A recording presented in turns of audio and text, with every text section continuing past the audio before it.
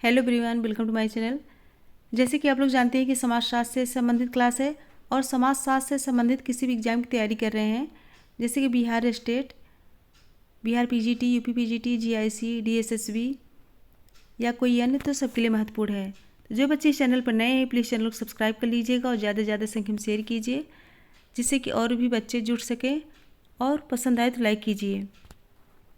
और यह बिहार स्टेट के लिए बहुत ही स्पेशल है। तो चलिए देर न करते हुए आज की क्लास स्टार्ट करते हैं। आई होप यह क्लास ज़रूर पसंद आएगी। तो आज का पहला क्वेश्चन है, प्राथमिक समूह की विशेषता निम्नलिखित में से कौन सी नहीं है? प्राथमिक समूह की विशेषता निम्नलिखित में से कौन सी नहीं है? ऑप्शन है ए वैयक्तिक उन्मेष, बी दीर्घकालिक उन्मेष, सी संबंध अपने आप में लक्ष्य है, और डी संबंध लक्ष्य का साधन है। राइट आंसर दीजिए। क्वेश्चन नंबर 1 कौन सा राइट होगा? तो इसमें राइट होगा ऑप्शन डी, संबंध लक्ष्य का साधन है। प्राथमिक समूह की अवधारणा का सर्वप्रथम प्रयोग चार्ल्स कोले ने कब किया था? 1909 में। 1909 में किया था, और लिखा है कि प्राथमिक समूहों से मेरा तात्पर्य ऐसे समूहों से है जिसमें घनिष्ठ आमने सामने के संबंध तथा सहयोग पाया जाता है। और कोले ने परिवार, पड़ोस तथा बालकों का क्रीड़ा समूह को 3 प्रमुख विशेषता के रूप में प्रस्तुत किया है। नेक्स्ट क्वेश्चन है, इकोनॉमी एंड सोसाइटी नामक पुस्तक के लेखक निम्नलिखित में से कौन है? इकोनॉमी एंड सोसाइटी नामक पुस्तक के लेखक कौन है? ऑप्शन है ए मैक्स वेबर, बी गिडेन, सी दुर्कीम, और डी कॉन्ट। राइट आंसर दीजिए। क्वेश्चन नंबर 2 कौन सा राइट होगा? तो इसमें राइट होगा option A max weber. Max weber ने रिट्शेफ्ट और गेशलशिफ्ट नामक पुस्तक जर्मन भाषा में लिखी। कब लिखी थी? 1921 में। कौन सी? रिट्शेफ्ट और गेशलशिफ्ट, और जिसका अंग्रेजी अनुवाद इकोनॉमी एंड सोसाइटी नाम से 1968 में हुआ। और मैक्स वेबर की और भी पुस्तकें हैं, कौन कौन सी? The protestant ethic and the spirit of capitalism, जो कि 1906 में आई थी, और द रिलीजन ऑफ इंडिया, यह 1916 में आई थी, और सोशियोलॉजी ऑफ रिलीजन 1922 में आई थी, द सिटी 1924 में आई थी, और the religion of China, the theory of social and economic organization, यह 1947 में आई थी। इनकी और भी महत्वपूर्ण पुस्तकें हैं। नेक्स्ट क्वेश्चन है, ग्रामीण समुदाय का तत्व निम्नलिखित में से कौन सा नहीं है? ग्रामीण समुदाय का तत्व निम्नलिखित में से कौन सा नहीं है? ऑप्शन है ए हम की भावना, बी सांस्कृतिक विविधता, सी क्षेत्र, और डी आत्मनिर्भरता। क्वेश्चन नंबर 3 राइट आंसर दीजिए। कौन सा राइट होगा? सो इसमें राइट होगा ऑप्शन बी सांस्कृतिक विविधता। ऑप्शन बी करेक्ट होगा। ग्रामीण समुदाय वह क्षेत्र है जहाँ कृषि की प्रधानता, प्रकृति से निकटता, प्राथमिक संबंधों की बहुलता तथा सामाजिक एकरूपता पाई जाती है। और चार्ल्स मेटकॉफ ने ग्रामीण समुदाय को लघु गणतंत्र कहा। चार्ल्स मेटकॉफ ने क्या कहा? ग्रामीण समुदाय को लघु गणतंत्र कहा, और कहा सांस्कृतिक विविधता शहरी समाज की विशेषता है। क्वेश्चन नंबर 4 निम्नलिखित का वर्तमान जटिलता के सही अनुक्रम बताइए। निम्नलिखित का वर्तमान जटिलता के अनुसार सही अनुक्रम बताइए। ऑप्शन है ए आखेट, एकत्रीकरण, कृषि, चारागाही, औद्योगिक तथा उत्तर औद्योगिक समाज, बी है एकत्रीकरण, चारागाही, आखेट, औद्योगिक तथा उत्तर औद्योगिक समाज, और सी है आखेट, चारागाही, कृषि, औद्योगिक तथा उत्तर औद्योगिक समाज, और डी है कृषि, एकत्रीकरण, आखेट, बागवानी, औद्योगिक तथा उत्तर औद्योगिक समाज। राइट आंसर दीजिए। क्वेश्चन नंबर 4 कौन सा राइट होगा? सो राइट होगा ऑप्शन सी आखेट, यानी कि हंटिंग, गैदरिंग, और चरागाही, पशुपालन, यानी पॉस्चुलेट सोसाइटी, और उसके बाद क्या है, कृषि, तो उसे एग्रीकल्चर सोसाइटी। उसके बाद क्या है, औद्योगिक तथा उत्तर औद्योगिक समाज। औद्योगिक समाज यानी इंडस्ट्रियल सोसाइटी और उत्तर औद्योगिक समाज यानी post industrial society. Option C correct होगा। नेक्स्ट क्वेश्चन है, समाजशास्त्र ऐसी विशेषता का वर्णन करता है जो कि डॉट डॉट अग्रभाग में रखती है। ऑप्शन है ए व्यक्ति, बी अनूठी सामाजिक घटनाएं, सी सामाजिक अंतरक्रिया और डी संस्कृत। राइट आंसर दीजिए क्वेश्चन नंबर 5। कौन सा राइट होगा? सो इसमें राइट होगा ऑप्शन सी, सामाजिक अंतरक्रिया। सामाजिक व्यवहार का आधार सामाजिक संबंध है और इनकी रचना व्यक्तियों की सामाजिक क्रिया और अंतरक्रियाओं से होती है। फ्रेंड्स, अगर डिटेल में जैसे कि टॉपिक से क्लास चाहिए, जैसे किसी टॉपिक से क्वेश्चन चाहिए तो भी लिख के बताइए, तो उसी टॉपिक से क्वेश्चन लाने की कोशिश करूँगी। कमेंट करके बताइए अगर टॉपिक से क्वेश्चन चाहिए तो उसी टॉपिक से मैं क्वेश्चन बनाने की कोशिश करूँगी। और सब लोग एक बार फटाफट लाइक कर दीजिए और ज़्यादा से ज़्यादा संख्या में शेयर कर दीजिए। क्वेश्चन नंबर 6 है, जब दो लोग एक दूसरे के साथ अंतरक्रिया करते हैं तो बनाते हैं। ऑप्शन है एक समाज, बी एक संस्था, सी एक संघ और डी एक युग्मी समूह। राइट आंसर दीजिए क्वेश्चन नंबर 6। कौन सा राइट होगा? सो राइट होगा ऑप्शन डी एक युग्मी समूह। आगवन एवं निमकॉफ ने समूह को परिभाषित करते हुए लिखा है कि जब कभी भी दो या दो से अधिक व्यक्ति आपस में मिलते हैं और अंतःक्रिया के माध्यम से एक दूसरे को प्रभावित करते हैं तो वे एक समूह का निर्माण करते हैं। ऑप्शन डी करेक्ट होगा।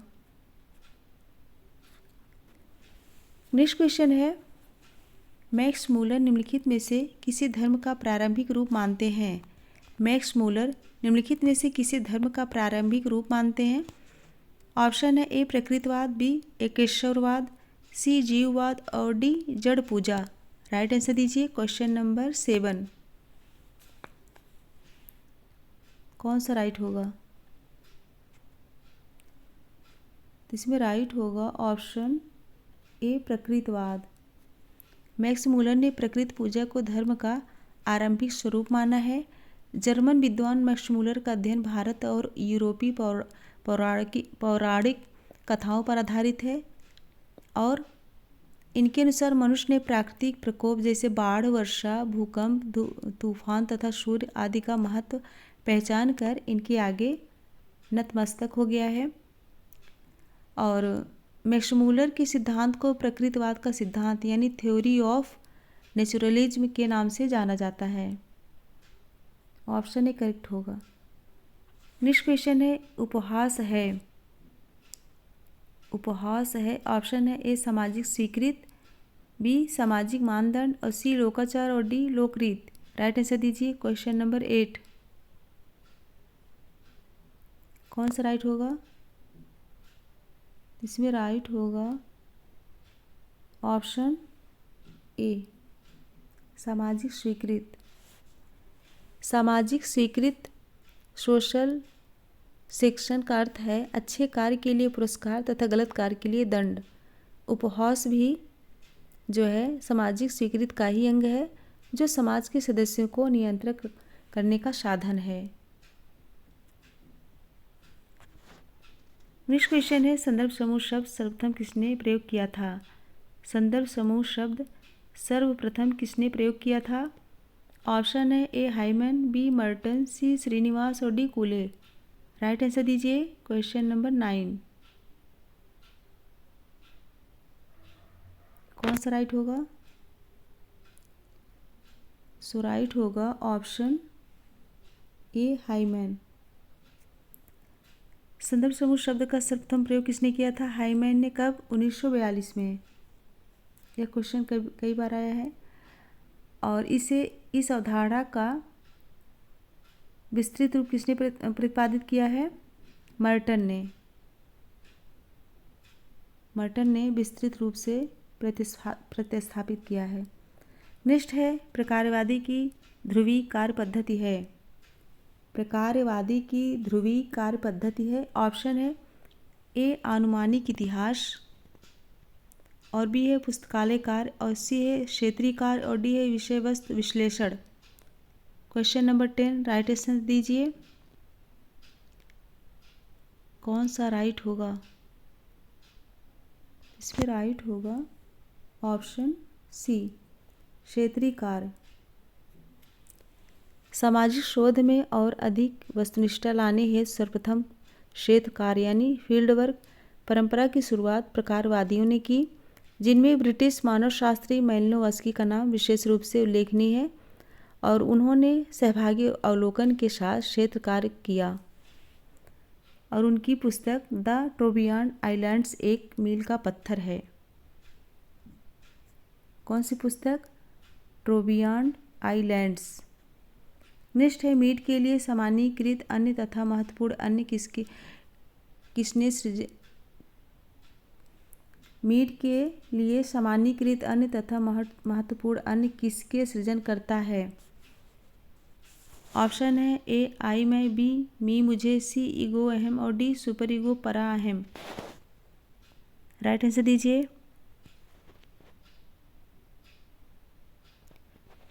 कौन सा राइट होगा? ऑप्शन बी मी मुझे। व्यक्तित्व का विकास कैसे होता है, इस संबंध में जॉर्ज हर्बर्ट मीड ने अपनी पुस्तक माइंड सेल्फ एंड सोसाइटी, यह पुस्तक कब आई थी? 1934 में। इसमें जो है स्व की उत्पत्ति की सामाजिक अंतरक्रियावादी व्याख्या की। इसके लिए उन्होंने मैं और मुझे नामक दो अवधारणाएं प्रस्तुत की। आई यानी कि मैं, और दूसरों के लिए व्यवहार का प्रत्युत्तर है, तथा मुझे मी मेरे लिए किए गए व्यवहार पर दूसरों की प्रतिक्रिया है। डिटेल में इसलिए बता रही हूँ जिससे समझ में आ जाए। नेक्स्ट है एक प्रदत्त सामाजिक स्थिति से मेल खाती भूमिकाओं का संग्रह क्या कहलाता है? एक प्रदत्त सामाजिक स्थिति से मेल खाती भूमिकाओं का संग्रहण क्या कहलाता है? ऑप्शन है ए बहुविध भूमिकाएं, और बी भूमिकाओं का संघर्ष, और सी भूमिका पुंज, और डी भूमिकाओं का जोड़। 12 राइट आंसर दीजिए। कौन सा राइट होगा? इसमें राइट होगा ऑप्शन सी भूमिका पुंज। भूमिका परिस्थिति का गत्यात्मक पहलू है। एक प्रदत्त सामाजिक परिस्थिति से जुड़ी भूमिकाओं का संग्रहण भूमिका पुंज यानी रोल सेट कहते हैं। भूमिका पुंज की अवधारणा आर के मर्टन ने प्रस्तुत की। क्या कहेंगे भूमिका पुंज को? Role set. नेक्स्ट क्वेश्चन है अभिकथन ए। ऐसी स्थिति जब व्यक्ति को दो या ज़्यादा भूमिका हो जो कि मेल नहीं खाती है से मांग का सामना करना पड़ता है, तो यह भूमिका संघर्ष की स्थिति होती है। कारण आर है ऐसे पारंपरिक समाज में जहाँ प्रत्येक व्यक्ति सीमित संख्या की भूमिकाएं अदा करता है, भूमिका संघर्ष सामान्यता नहीं होता है। कोड देख के राइट आंसर दीजिए।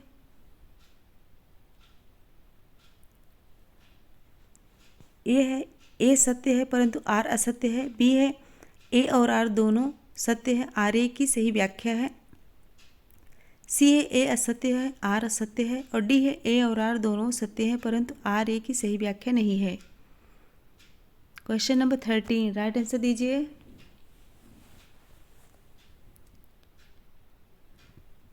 इसमें राइट होगा ऑप्शन डी। कथन व कारण दोनों सही है परंतु कारण कथन का सही स्पष्टीकरण नहीं है। Option D. नेक्स्ट क्वेश्चन है ऑर्गेनाइजेशन एंड फैमिली चेंज नामक पुस्तक किसने लिखी? ऑर्गेनाइजेशन एंड फैमिली चेंज नामक पुस्तक किसने लिखी? ऑप्शन है A Irawati Karve, B M S Gore, C Leela Dube, और D I P Desai. Right answer दीजिए। कौन सा राइट होगा? तो फ्रेंड्स इसमें राइट होगा option B. MS. Gore organisation and family change नामक पुस्तक एम.एस. गोरे ने लिखी, जिसमें अपने संयुक्त परिवार में होने वाले परिवर्तनों का उल्लेख किया है। नेक्स्ट क्वेश्चन है, महुआ में संयुक्त परिवार की संरचनात्मक एवं प्रकार्यात्मक एकता का अध्ययन किसने किया है? महुआ में संयुक्त परिवार की संरचनात्मक एवं प्रकार्यात्मक एकता का अध्ययन किसने किया है? ऑप्शन है KM. Kapadia, B. Neera Desai, C. IP. Desai और D. AM. Shah. Right answer दीजिए क्वेश्चन नंबर 15। तो इसमें राइट होगा option C, IP. Desai. IP. Desai का पूरा नाम बताइए। इनका पूरा नाम है ईश्वर लाल प्रागजी देसाई, हम लोग आई.पी. देसाई कहते हैं, और 1951 की जनगणना प्रतिवेदन पर असहमत प्रकट करते हुए कहा है कि भारत में अभी भी एकांकी परिवारों की अपेक्षा संयुक्त परिवार अधिक है, और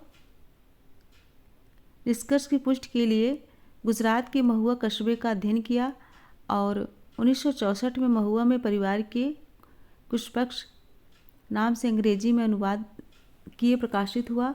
इस शोध अध्ययन में देसाई ने परिवार की संरचना तथा इसके स्वरूप में हो रहे परिवर्तनों को रेखांकित करते हुए सर्वप्रथम संयुक्त परिवार तथा एकांकी परिवार को परिभाषित किए। बहुत ही इंपॉर्टेंट है यह, कई बार क्वेश्चन आया है।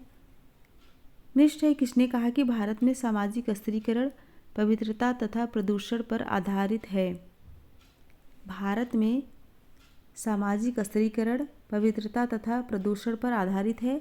ऑप्शन है A. Srinivas, B. AR. Desai, C. Louis Dumont और D. Yogendra Singh. Right answer दीजिए क्वेश्चन नंबर 16।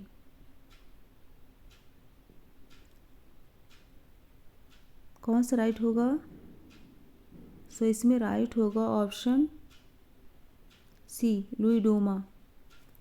लुई ड्यूमा ने अपनी पुस्तक होमो हायरार्कीस में लिखा है कि भारत एक ऐसा धार्मिक समाज है जो जात व्यवस्था की शुद्ध संतरण व्यवस्था से परिचालित है, और ड्यूमा की मान्यता है कि भारतीय समाज की मूलभूत संस्था जात व्यवस्था पवित्र ब्राह्मण और अपवित्र शूद्र के दो विरोधी परंतु परस्पर निर्भर एवं एक दूसरे के पूरक सांस्कृतिक तत्वों से बनी हुई है। नेक्स्ट क्वेश्चन है, सामाजिक स्तरीकरण का प्रकार्यात्मक सिद्धांत किसने प्रतिपादित किया है? सामाजिक स्तरीकरण का प्रकार्यात्मक सिद्धांत किसने प्रतिपादित किया है? ऑप्शन है A. Bottomore, B. Davis M. Moore और C. Cooley, D. Karl Marx. Right answer दीजिए। इसमें राइट होगा option B, Davis M. Moore. सामाजिक स्तरीकरण का प्रकार्यात्मक सिद्धांत के सर्वप्रथम डेविस और मूर ने दुनिया के सामने रखा, और दोनों लेखकों ने इस सिद्धांत का नाम स्तरीकरण के कुछ सिद्धांत यानी सम प्रिंसिपल्स ऑफ स्ट्रेटिफिकेशन दिया।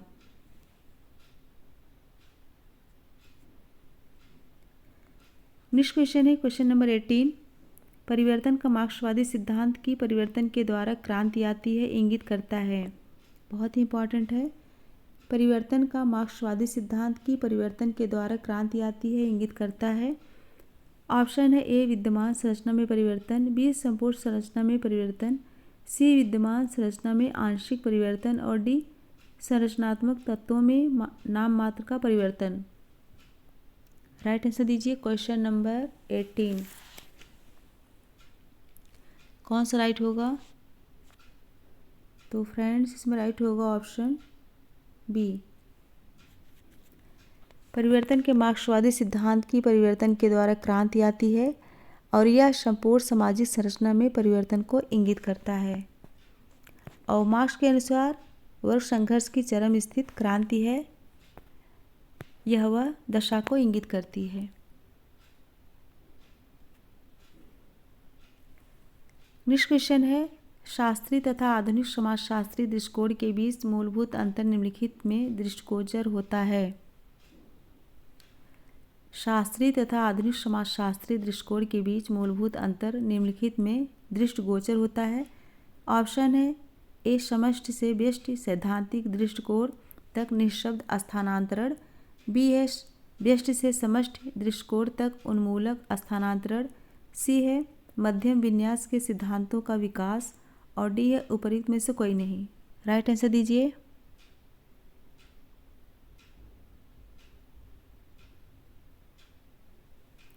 तो इसमें राइट होगा ऑप्शन ए, समष्टि से व्यष्टि सैद्धांतिक दृष्टिकोण तक निःशब्द स्थानांतरण, ऑप्शन ए करेक्ट होगा। नेक्स्ट क्वेश्चन है क्वेश्चन नंबर 20। कोंट के परामर्शदाता कौन थे? कोंट के परामर्शदाता कौन थे? ऑप्शन है A Montesquieu, B Morgan, C Saint Simon और D Redfield. Question number 20, right answer दीजिए। सो इसमें राइट होगा option C Saint Simon.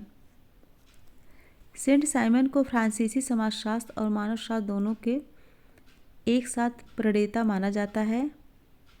Saint Simon ने कई विचारकों को प्रभावित किया, जिनमें अगस्त काम्टे जो है प्रमुख हैं।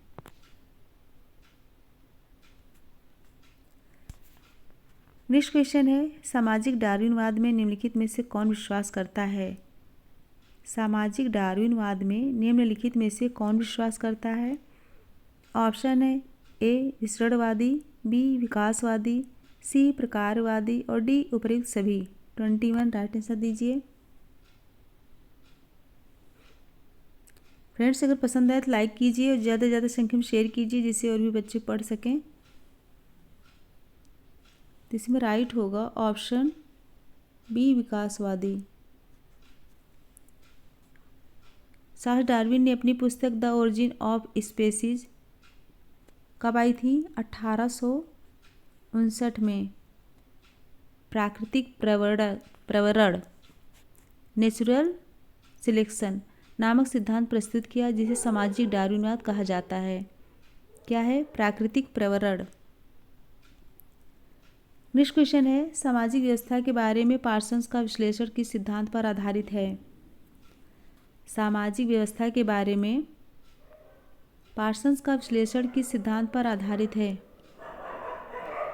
ऑप्शन है प्रादुर्भूत प्रकट प्रकार और बी है श्रम विभाजन और सी है समावस्थान और डी है प्रकारात्मक एकता। कौन सा राइट होगा? क्वेश्चन नंबर 22, राइट आंसर दीजिए। सो इसमें राइट होगा ऑप्शन बी, ऑप्शन सी होगा, ऑप्शन सी होगा, ऑप्शन सी समावस्थान, ऑप्शन सी करेक्ट होगा। टालकट पार्सन्स ने अपनी पहली पुस्तक the structure of social action 1937 में, जिसकी शुरुआत इन्होंने इस वाक्य से की कि अब कौन स्पेंसर को पढ़ता है? अब कौन स्पेंसर को पढ़ता है बहुत ही महत्वपूर्ण कथन है। इस पुस्तक में इन्होंने उद्विकासवादी समाजशास्त्रियों की आलोचना की और उनके द्वारा किए गए क्रिया के स्वैच्छिक सिद्धांत के नाम पर अपना एजिल प्रारूप प्रस्तुत किया, एजिल मॉडल। नेक्स्ट क्वेश्चन है दृश्य घटना विज्ञान फेनोमेनोलॉजी किसका आमूलचूल विकल्प है? दृश्य घटना विज्ञान फेनोमेनोलॉजी किसका आमूलचूल विकल्प है? ऑप्शन है ए प्रत्यक्षवाद, बी विकासवाद, सी प्रकारवाद और डी विसरणवाद। 23 राइट आंसर दीजिए। कौन सा राइट होगा? Option A प्रत्यक्षवाद। फेनोमेनोलॉजी दृश्य घटना विज्ञान का विकास दर्शन शास्त्र से हुआ। इसे विकसित करने में तीन विचारक कौन है? हर्शेल, शूर्ज और सांतियाना का योगदान है। फेनोमेनोलॉजी का कहना है कि समाज की वास्तविकता को जानने का तरीका केवल व्यक्ति का अनुभव है। दुनिया में जो कुछ वास्तविक है उसे व्यक्ति अपनी इंद्रियों और मानसिक प्रक्रियाओं के द्वारा अनुभव करता है। यह विचारधारा प्रत्यक्षवादी विचारधारा से मेल खाती है, बहुत ही इम्पॉर्टेंट है।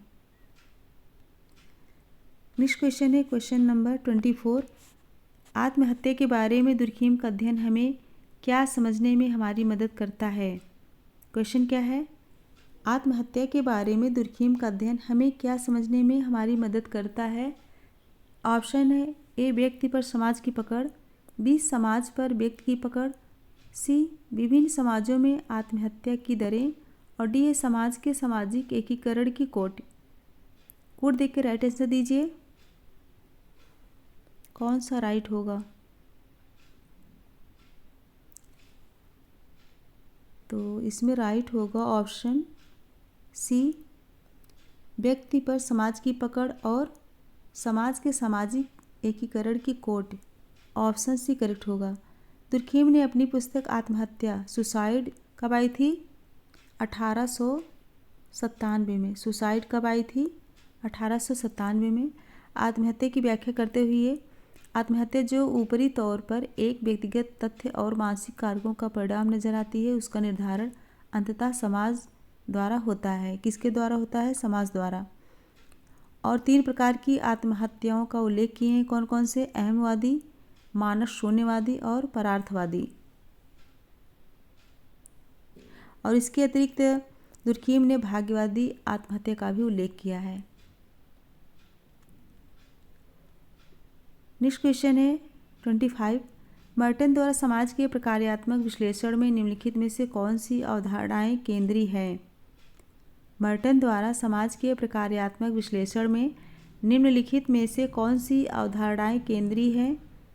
ऑप्शन है ए प्रकार तथा विप्रकार, बी संरचनात्मक तत्व तथा प्रकार्यात्मक पूर्वापेक्षाएं और सी व्यक्तिनिष्ठ तथा वस्तुनिष्ठ प्रादुर्भाव प्रकटता और डी है प्रादुर्भूत पूर्व तथा अंतर्निहित प्रकार।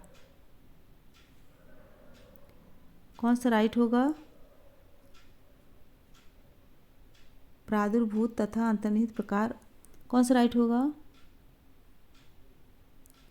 इसमें राइट होगा ऑप्शन डी, प्रादुर्भूत तथा अंतर्निहित प्रकार। ऑप्शन डी करेक्ट होगा।